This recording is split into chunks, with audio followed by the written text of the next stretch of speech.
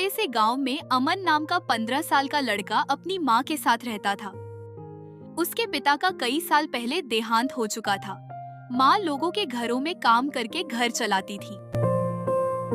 एक दिन घर में सिर्फ 2 रोटियां वो बची थी।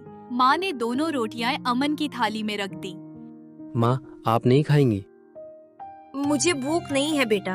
अमन समझ गया कि माँ झूठ बोल रही है। उसी समय दरवाजे पर दस्तक हुई। बाहर एक बूढ़ा आदमी खड़ा था। बेटा, 2 दिन से कुछ नहीं खाया, थोड़ा खाना मिल जाए। अमन कुछ पल सोचता रहा। फिर उसने अपनी थाली में से एक रोटी बूढ़े को दे दी। बूढ़े ने दुआ दी और चला गया।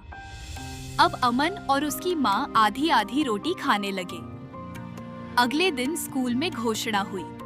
जिले में निबंध प्रतियोगिता होगी, विजेता को 20,000 रुपए की छात्रवृत्ति मिलेगी।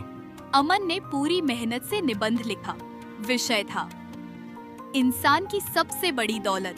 उसने लिखा, सबसे बड़ा अमीर वह नहीं जिसके पास सबसे ज्यादा पैसा हो, बल्कि वह है जो अपनी कमाई में से भी दूसरों का हिस्सा निकाल सके।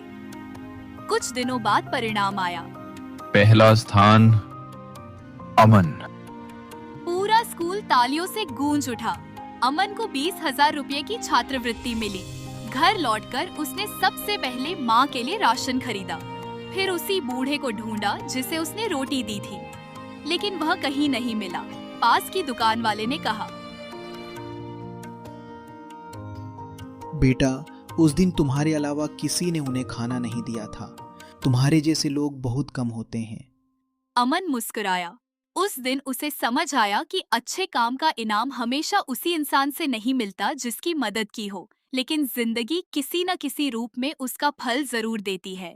मॉरल: दया और इंसानियत कभी व्यर्थ नहीं जाती। जो दूसरों की भूख समझता है, उसकी मेहनत का फल एक दिन जरूर मिलता है।